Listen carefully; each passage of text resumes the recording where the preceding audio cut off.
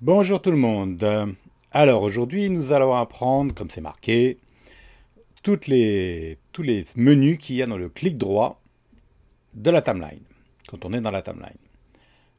Alors on va commencer par un truc très simple. On va prendre, on va mettre des petits plans dans la timeline. Et on va faire une première sélection de plans. Je vais entourer tous ces plans-là. Et je vais faire un clic droit sur la souris en me mettant sur le timeline. On va arriver sur un menu et on va commencer par le haut jusqu'à la fin. Tout en haut, on trouve Nouveau plan composé. Nouveau plan composé, ça va permettre de faire tous les plans qu'on a sélectionnés, d'en faire un seul et unique plan. C'est très pratique quand on a des trucages et plusieurs choses dans la truc. On va le nommer, donc on clique droit, on fait ça.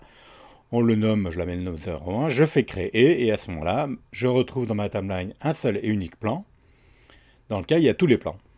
Si je mets en lecture, vous allez voir, vous allez retrouver les plans. Voilà, il va y avoir le raccord, exactement, alors que dans mon timeline, je n'ai plus qu'un seul et même plan.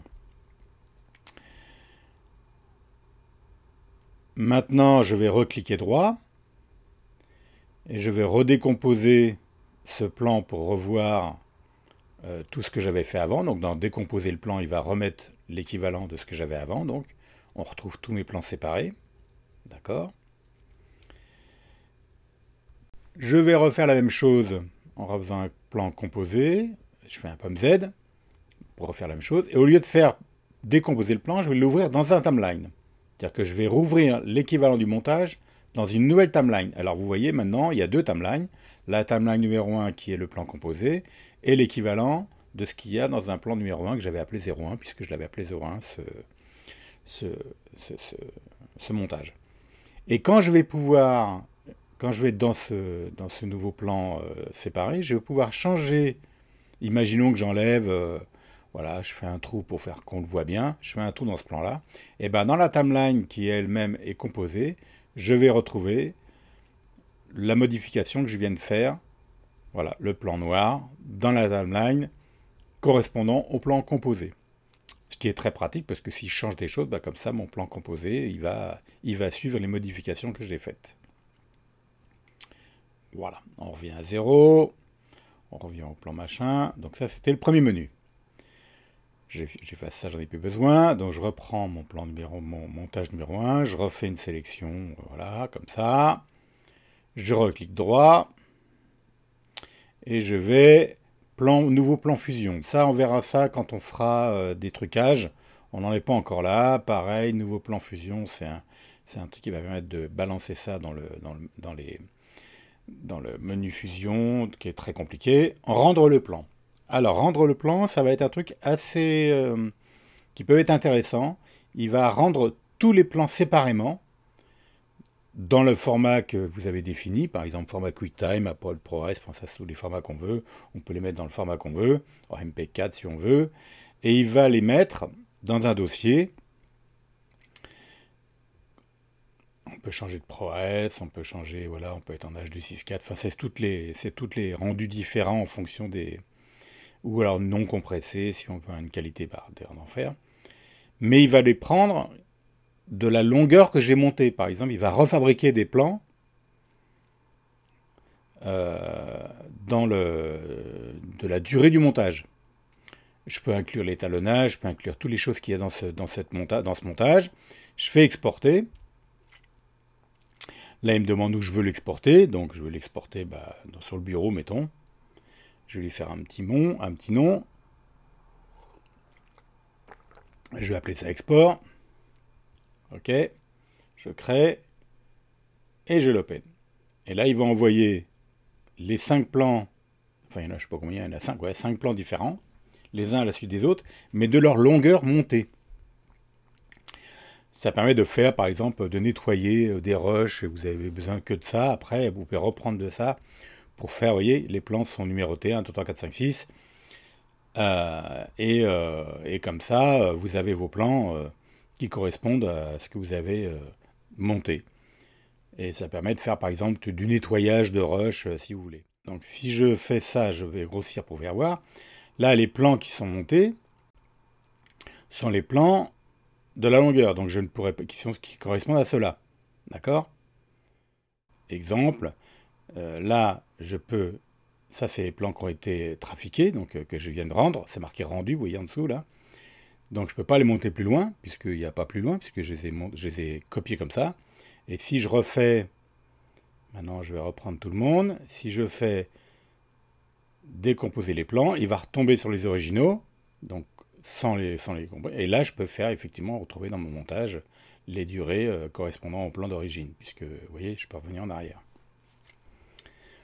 Donc ça sert, voilà, ça sert si on veut faire une sélection des plans, alors faut pas les plans montés évidemment, seulement des plans qu'on veut réduire s'il y a trop de choses pour faire de la place sur son disque dur. Après, bon, copier, coller, tout ça, c'est des trucs qu'on a déjà sur les raccourcis clavier, qu'on a en supprimé. Voilà, tous ces trucs-là, je le passe parce que c'est ce qu'on fait directement dans le montage. Supprimer les sélections, ouvrir dans une page fusion, ça on verra après. Activer le plan. Activer le plan, alors ça va permettre de... Par exemple, je vais vous faire un exemple. Imaginons, vous voyez, j'ai désactivé le plan, il est bien dans le montage, mais je ne le vois plus. C'est-à-dire que le logiciel ne le voit pas. Par exemple, si je mets ce plan-là sur une piste 2, par exemple, vidéo 2, je le mets au-dessus, voilà. Donc j'ai le plan qui voit en dessous. Voilà. J'ai le plan qu'il est en train de lire, qui est en bleu, là. Si je le réactive, eh bien, il va se réactiver, et donc je vais voir mon premier plan. Voilà. Ça permet d'enlever des plans sans avoir à les enlever, si on a des doutes. Voilà, sur un plan qu'on veut garder, mais dans le montage, mais sans l'enlever, mais en le lisant pas, quoi. Voilà. Ensuite, on a changé la durée du plan. Alors ça, c'est pas mal. Ça peut servir pour plein de trucs. Imaginons qu'on veuille que des plans de 5 secondes. Donc en dessous, il y a des réglages, voilà, 5 secondes. Je fais modifier et il va faire le plan de la longueur de 5 secondes. D'ailleurs, si vous pouvez voir, pour voir si ça fait vraiment 5 secondes, eh bien vous faites un in-out avec la pomme, avec la touche T là, pour faire un in-out, et vous voyez en haut à gauche de la fenêtre dans le recorder, il fait bien 5 secondes. Et je peux faire ça sur plusieurs plans. C'est ça qui est bien aussi. Par exemple, vous mettez plusieurs plans que vous voulez qu'ils fassent tous 5 secondes. Eh bien, vous cliquez dessus, vous faites modifier la durée du plan, vous tapez, et il vous dit qu'il y en a plusieurs, donc vous mettez 5 secondes, et vous modifiez, et tous les plans vont être à 5 secondes. Ce qui peut être pratique sur certaines choses, si on veut par exemple des plans qui veulent 5 secondes, quand on va s'en servir. Ensuite, on va passer à modifier la vitesse du plan. Donc je vais prendre qu'un seul plan, parce que je ne vais pas prendre tous les plans. Modifier la vitesse du plan. Ça, c'est autre chose. Donc là, c'est ce qui va permettre de faire des ralentis, des marches arrière, des images arrêtées. Donc là, imaginons que je vais faire la modifier à voilà, 50% de la vitesse. Je fais modifier, et vous allez voir dans le petit icône, je grossis pour vous voyez, le petit icône, l'espèce de petite horloge là, ça veut dire qu'il y a un plan qui n'est plus à la vitesse d'origine du plan. D'ailleurs, vous voyez, il est au ralenti de 50% de la vitesse, alors que l'autre est à vitesse normale. Je peux revenir en arrière, je peux modifier la vitesse du plan, je peux faire, voilà, je peux l'accélérer aussi, bien sûr, hein, mettons à 150%, donc pratiquement 2 fois la vitesse. Un peu moins de 2 fois d'ailleurs. Je peux le voir aussi en secondes, en images, ou en durée de plan. Si je veux une durée de plan, je peux dire que, voilà. Et donc voilà, là maintenant il va l'accélérer. Vous voyez, il l'a accéléré. Et toujours petite, la petite horloge qui m'indique qu'il est accéléré. Évidemment, on peut faire des marches arrière, on peut faire plein de trucs et tout ça, des images arrêtées aussi. Après, on va faire la commande de la vitesse du plan. Alors là, c'est autre chose. C'est quelque chose qui est assez pratique quand on veut faire des variations de vitesse à l'intérieur d'un plan. Alors vous voyez que là, il y a la petite flèche bleue des petites flèches bleues qui sont affichées. Tout le plan est à 100% de la vitesse, donc vitesse normale. Je vais créer une nouvelle vitesse en appuyant là-dessus.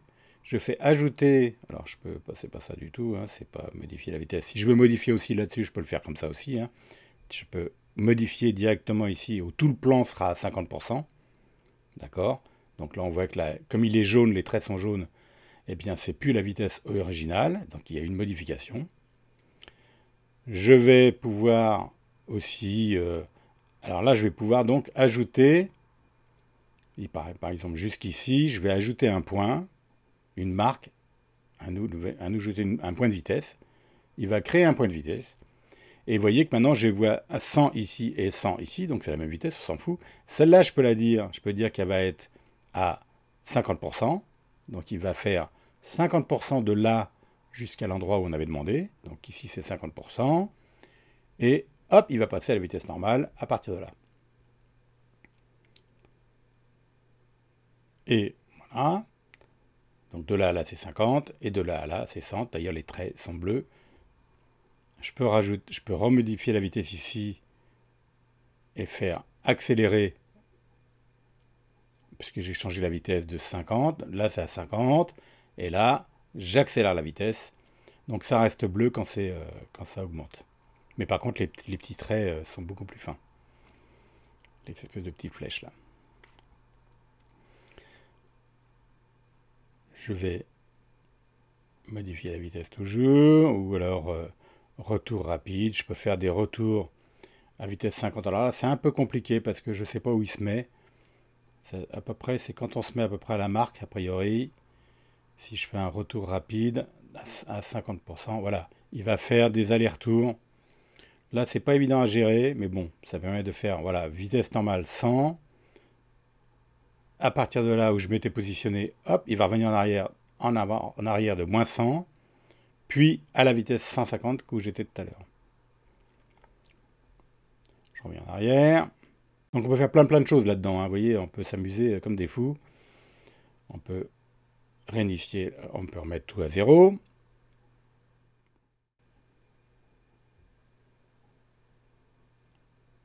Alors je peux faire aussi de là à là. Alors là, j'ai pas bien compris, mais normalement ça fait, donc sur toute la longueur du plan, a priori, ça part de 0 et ça augmente petit à petit. Vous voyez, ça accélère, c'est à 50, maintenant c'est à 70, et là, c'est à 100% à la fin de ce morceau-là. Bon, a priori, ça le fait sur tout le plan, je sais pas pourquoi, mais bon, ça l'a fait sur tout le plan. On peut faire l'inverse, c'est-à-dire que effet de vitesse, voilà, réduire l'inverse inverse, donc ça part de 100%, donc vitesse normale, puis ça se ralentit petit à petit. Voilà, ça ralentit à 70, puis à 50, puis à 30, ça va ralentir pour arriver jusqu'à une image arrêtée à la fin. Voilà, et ça s'arrête tranquillement, tac, tac, tac, et voilà, image arrêtée à la fin. Bon, ça, moi, je trouve que c'est pas très pratique, c'est plus simple de le gérer. Alors, on peut évidemment changer les durées avec ces petits trucs-là, on peut les déplacer, dire, voilà, je veux que ça aille plus vite de là à là, de là à là, je veux que ça aille encore plus vite, et vous voyez, ça bouge les choses derrière, bien sûr, évidemment, puisque, voilà, et là, tac, tac, tac, et là, l'image arrêtée ça va être plus long. C'est un peu, bon, ça permet de voir à l'endroit où exactement on veut que ça s'arrête, que ça change de vitesse. Et puis ici, bah, je déplace mes plans, et voilà, je quitte, je tourne, je tourne. Voilà, et je me dis, bah, je vais m'arrêter à une image arrêtée, mettons, ici par exemple. Voilà, comme ça, tac, ça s'arrête pile à l'endroit où je suis là. Et donc là, ça va accélérer, puis ralentir, puis encore ralentir, puis à 30%, puis à 9%, et ça s'arrêtera ici précisément. Voilà, donc on peut faire s'amuser comme ça, mais vous voyez, ça a viré tous mes plans derrière, donc c'est pas le bon truc. Je refais de pomme Z, je reviens à tout. J'enlève tout ça, voilà, voilà. Voilà, on va remettre tout ça en place. Et je vais reculer les plans, et je vais enlever la petite commande comme ça, de changement de vitesse. À ce moment-là, je n'ai plus accès à ces petits traits bleus.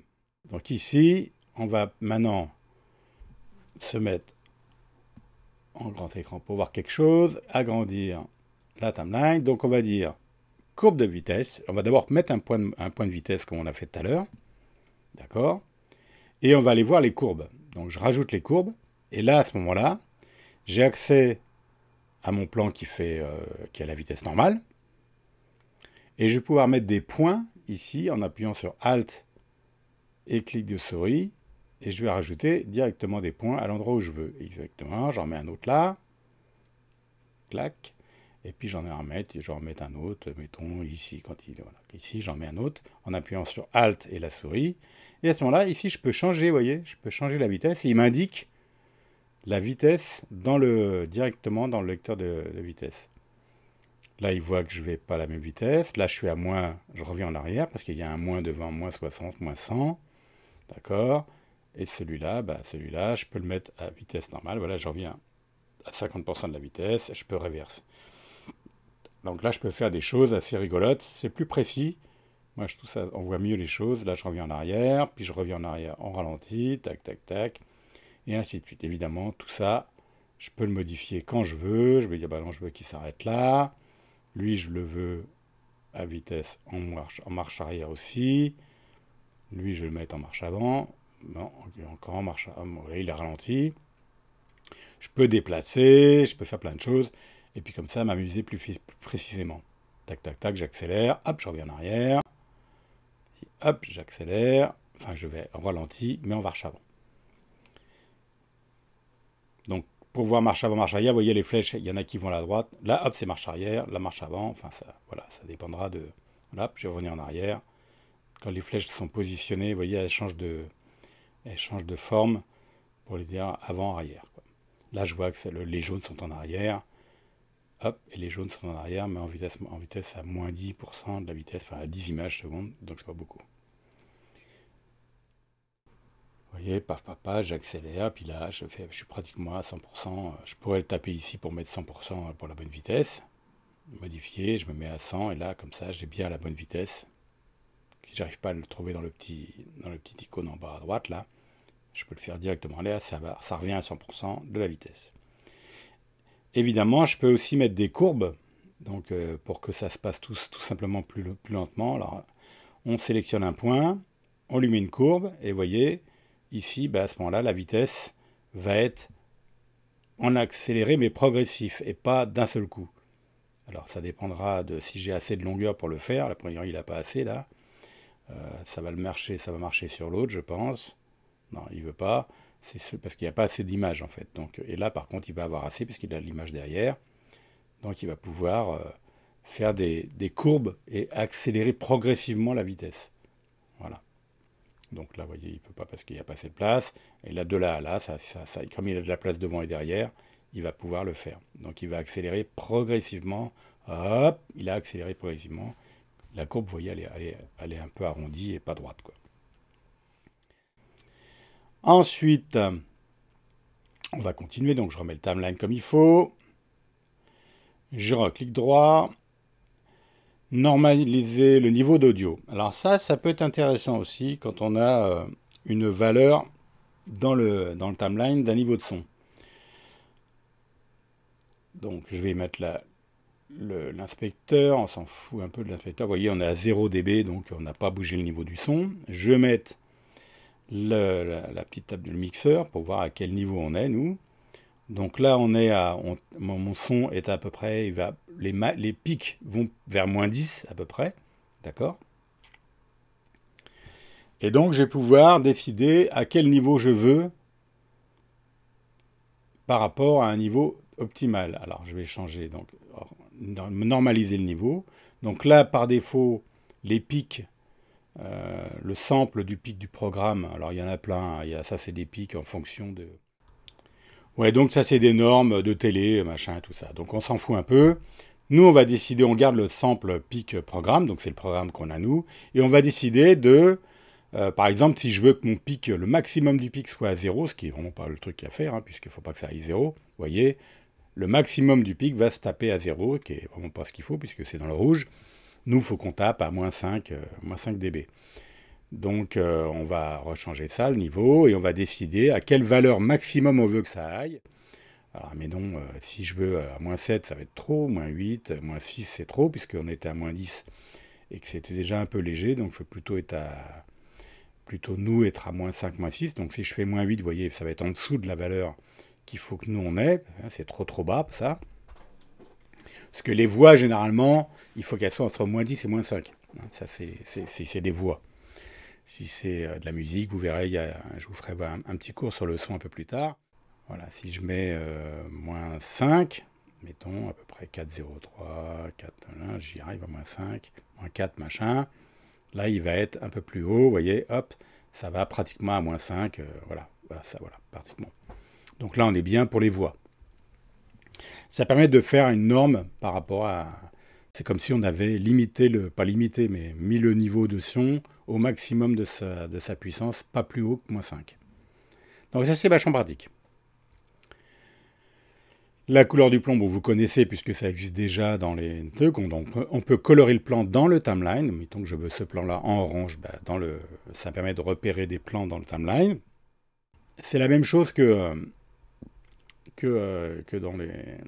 dans les chutiers. Mais par contre, là, on le fait dans le timeline. Générer un média optimisé. C'est si vous avez des plans qui ont des problèmes de lecture et tout ça, les paramètres sont réglés par défaut dans le logiciel. Et donc, ça permet de lire. Voilà, par contre, il faut que ça soit... Ça, c'est par défaut aussi. Hein, il utilise par défaut les médias optimisés. Et pareil, les proxys, si on fait des proxys, je vous expliquerai après plus tard. Mais voilà, ça permet, si on a un problème de lecture, si le fichier est trop lourd, il va créer un média optimisé qu'il va mettre dans votre disque dur et il lira par défaut ça. On peut supprimer aussi tous les rendus pour être sûr qu'on va utiliser que ce qui nous intéresse. Donc soit ceux qui sont que les plans sélectionnés, soit les plans inutilisés. Là, il va supprimer tous les plans inutilisés. Ça va faire de la place sur le disque dur. C'est pas mal aussi ça. Parce qu'à chaque fois qu'on fait un truc, un calcul, il le sauvegarde. Donc à un moment donné, ça prend de la place. Donc on ne garde que les plans. Les rendus fusion, les rendus éternels, on s'en fout. Ça, la conformation forcée activée, c'est par défaut. Verrouiller les informations du plan, on s'en fout. Recherche dans la bibliothèque, ça c'est très pratique. Ça va permettre de retrouver automatiquement le plan dans la bibliothèque. Si vous cherchez un plan, ça évite de cavaler partout, de savoir où il était. Il le sélectionne directement dans la bibliothèque. D'ailleurs, il l'ouvre, elle n'était pas ouverte, vous voyez. Et il le sélectionne. Pareil, une fois qu'on l'a sélectionné, on peut aussi le trouver dans le Fender. Donc, toujours clic droit. Mais là, on verra le clic droit dans le machin. Et là, on le voit directement. Il ouvre où il se trouve avec l'arborescence en dessous, sur le Mac. Hein, ça, on voit où il est. Dans l'arborescence de votre disque dur correspondant, avec le nom et correspondant. Donc ça permet de rechercher des plans à la fois dans la bibliothèque et de la bibliothèque dans l'ordinateur. Encore un clic droit, attributs des plans. Alors ça, les attributs des plans, ça nous permet de savoir en quoi est le plan à l'origine. C'est-à-dire qu'on sait qu'on est à 25 images, que le niveau d'audio est full, que c'est en quart ça c'est le ratio. Enfin, il y a plein de trucs là-dedans qui sont par défaut dans le plan. Pareil pour l'audio, on sait qu'il y a 2 canaux, c'est en stéréo droite-gauche. Voilà, que s'il y a du timecode, il y en a. Donc là, il y en a sur celui-là. Donc il y a un timecode qui démarre à temps et qui finit à temps. Et le nom du plan. Tout ça, ça permet de voir ce qu'il y a quand le plan est à l'origine de ce qu'il a été enregistré. On n'y touche pas trop parce que ça va être un peu compliqué si on change les vitesses, parce qu'il va plus être à la bonne vitesse. On le retrouve aussi d'ailleurs ce truc-là dans le lecteur, dans la bibliothèque, attribut du plan. Voilà, on sait à peu près si on veut savoir exactement le format du plan et si on veut lui changer des choses, mais normalement on n'a pas besoin de les changer. Ensuite, image dupliquée. Alors ça, c'est vachement bien. Par exemple, on va faire un exemple. Voilà, si je veux faire voir. Imaginons que je monte 2 fois ce plan-là. Donc, je réduis, j'appuie sur Alt, et je glisse le plan dans le timeline. Donc, c'est 2 fois le même plan, on est d'accord. Hein. Donc, je clique là-dessus, je fais image dupliquée, et il me dit, il y en a une autre, puisque maintenant j'ai ça, et il me la pose, il me la fait voir dans le timeline. Alors là, elle est juste à côté, donc ça, c'est pas très intéressant, je sais que c'est elle. Mais par exemple, si j'ai ça, vous voyez, donc c'est bien le même plan. Hein. Il m'a bien fait voir que c'était celui-là. Mais imaginons que ce plan-là, je l'ai mis à la fin d'un montage. Imaginons, je sais pas moi, je vais le poser par exemple, à la fin du montage. Imagine qu'on ait un truc d'1 heure, qu'on ait monté 2 fois le même plan, mais beaucoup plus tard, et qu'il ne soit pas en orange parce que je le vois tout de suite. Je fais image dupliquée, il va aller me le positionner directement à l'endroit où est le plan dans le timeline. très pratique aussi, pour savoir si on va monter 2 fois le même plan. En tout cas, là, c'est typiquement exactement le 2 fois le même plan. Voilà, voilà. On revient à 0. On va continuer. On enlève l'inspecteur et le mixage, j'ai plus besoin. Ensuite, sélecteur de piste. Alors ça, j'ai pas compris ce que ça fait. J'ai essayé de trouver sur Internet. C'est un peu compliqué. C'est a priori quand il y a plusieurs possibilités de plans. Enfin, qu'on a qu'à 5-6 plans. Mais bon, on verra ça plus tard. J'ai pas trouvé comment ça marche. Ça me permet d'afficher les canaux. En l'occurrence, on avait, là c'est de la stéréo, donc on a 2 pistes pour le son, et il affiche les 2 canaux pour savoir que c'est 2 pistes. Vous voyez, on voit 2 waveforms au lieu d'un. Ça sert, bon, c'est seulement visuel parce qu'on ne peut pas séparer, bouger l'un et l'autre, puisqu'à priori ils sont liés, puisque c'est des plans stéréo. Tac. Et le dernier bloc, c'est lier les plans. Alors, lier les plans, bah, vous savez ce que c'est. Lier les plans, c'est quand ils ont été tournés synchrones, donc ils sont liés. Hein, donc, ça veut dire qu'il y a l'image et le son qui est accroché. Avec cette petite icône-là, eh ben, on peut les délier. Mettons, là, je peux délier ce plan-là. Il me dit, attention, vous avez désynchronisé, puisqu'ils étaient liés au départ, vous avez désynchronisé ces 2 plans de temps d'image. Et si je délie le plan, là, vous voyez, il n'y a plus le petit icône de la petite espèce d'accroche de chaîne, là, qui n'y est plus là. Et là, il ne me dit pas que j'ai désynchronisé, puisque j'ai délié le plan. D'accord? Alors que celui-là, à droite, là, il est lié. Vous voyez? Ils sont liés tous les deux. Quand je délie, eh ben, si je le bouge, le son, hop, il va me dire, ah bah vous avez désynchronisé de 2 secondes 14 par rapport au son. Vous voyez? Ok, si je le remets bien, je tire, et hop, là, je suis synchrone les deux ensemble, puisqu'il y a les petits symboles liés. Je peux évidemment relier mon plan, parce que là, il était lié. Je peux dire, bah non, en fait, c'était vraiment synchrone, ça, donc je le laisse synchrone. Je le relie, et à ce moment-là, le petit icône apparaît en dessous, la petite chaîne, et si je le déplace, bah, on retrouve le côté, comme c'est délié, le côté 2 secondes 06. Évidemment, on peut lier des plans qui n'étaient pas liés ensemble au départ, enfin, qui n'ont pas été tournés ensemble. On peut créer une fausse synchro de ça. Voilà, c'était aujourd'hui tous les petits clics droits dans le timeline.